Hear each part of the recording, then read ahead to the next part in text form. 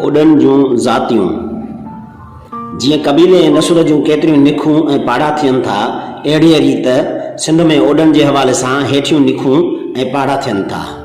गरोड़ हिंदुस्तान में सोलंकी सॾजनि था, जपड़ोत हिंदुस्तान में चौहान सॾजनि था, गोंढड़ी हिंदुस्तान में तंवर सॾजनि था, ॾेवात हिंदुस्तान में भाटी सॾजनि था, गड़गट हिंदुस्तान में राठौर सॾजनि था, जीणाणी हिंदुस्तान में खंभड़ा सॾजनि था, मजूका, कलिया, बेरोका, डोडिया, उडेसी, साडी, मडाही, सरूण, अचूड़ा वग़ैरह वग़ैरह। ओडन जो मज़हब जो वजूद इंसान ज़ात जे अवाइली दौर खां मिले थो।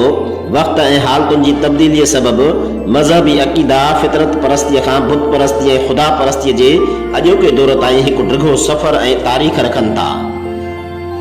अॼु ताईं दुनिया जी वॾी आबादी उन्हनि तसवरनि, ख़्यालनि ऐं अक़ीदनि जे बुनियाद ते ज़िंदगी गुज़ारे थी।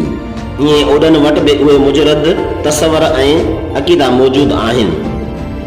मुहन जे दड़े जी खोटराईअ मां निकितल देवीअ जी मूर्तीअ मां ओडन जे अक़ीदनि ते तबसरो कंदे जियल ओड लिखे थो त ओड बि देवीअ जा पुॼारी आहिनि ऐं हिंदू धर्म सां वास्तो रखनि था। किन किन ओडन वटि पुराणे वक़्त खां देवीअ जा पुतला हलंदा अचनि ऐं देवीअ जा थान आहिनि। जॾहिं त उन देवीअ जी रज़ा ख़ातिर सेभा ॾियण जी रस्म बि मौजूदु रही आहे। जेके वॾड़ा ऐं ॿार मरी वञनि था उन्हनि खे पितर चवनि था। रूहनि जी बि ख़ासि इबादत कई वञे थी। उन्हनि जी ख़ुशी ऐं रज़ामंदीअ लाइ मुख़्तलिफ़ साठ ऐं सवण कया वञनि था। ओड सनातन धर्म जे यानी हिंदू धर्म जा सभु ॾियारा महाशिवरात्रि, होली, रक्षाबंधन, जन्माष्टमी ऐं ॾियारी वग़ैरह मल्हाइनि था। ओडन में रामापीर खे तमामु घणो मञियो वञे थो। उनखे अवतार ऐं देवता सम्झनि था। रामापीर जे विसाल जी तारीख़ ते रणूजा शहर, इंडिया ऐं हिंदुस्तान, टंडो अलयार, मांदल, अमरकोट ऐं चलियार थर में मेला लॻंदा आहिनि। अक़ीदतमंद चांवर, चूरो, नारेल ऐं काठ जे घोड़नि जो नज़रानो ॾींदा आहिनि। रामापीर जो रोज़ो मेड़ो 9 ॾींहं रखियो वेंदो आहे, जंहिंमें गोश्त ऐं मच्छी, मांस यानी साह वारी का बि शइ खाइणु गुनाह तसवर कयो वेंदो आहे।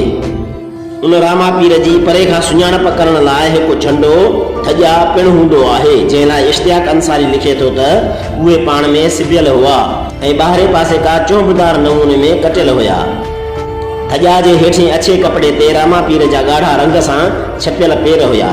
उन्हनि पेरनि खे पगला थे चयाऊं। हाणे त ओडन में सभिनी मज़हबनि लाइ एतिराम बि नज़र अचे थो।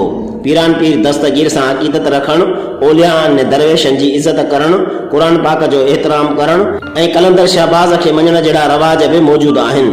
उन खां सवाइ केतिरा ई नौजवान उन्हनि अक़ीदतनि खां ॿाहिरि बि निकिरी आया आहिनि। जीअं डोकरीअ जो अदबी, समाजी ऐं सकाफ़ती सरगर्मियुनि में मुतरक नौजवान हरेश कुमार ओड कचहरी कंदे ॿुधायो त जेतोणीकि असांजा वॾड़ा अञा ताईं अक़ीदनि जे सहर में आहिनि, पर मां हाणे रोशन ख़्याल, लिबरल ऐं सेक्युलर आहियां। मां मार्क्सिज़म, लेनिनिज़म, माओइज़म ऐं जीएम सैद जे फ़िक्र खे पढ़ियो आहे ऐं उन करे मूं वटि मज़हबनि लाइ एतिराम पंहिंजी जॻह ते आहे, पर मां उन्हनि अक़ीदनि ऐं मज़हबनि जे तसवर जो हिसो न आहियां।